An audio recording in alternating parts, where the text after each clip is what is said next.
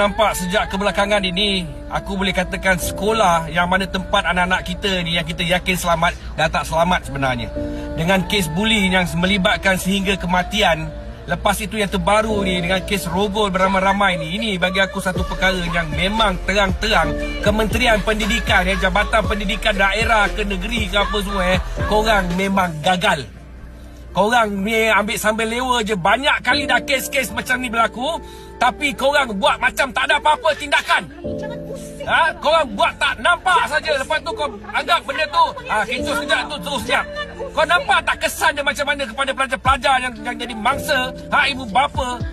Sepatutnya korang kena cari satu plan ataupun satu tindakan macam mana nak stopkan semua ni.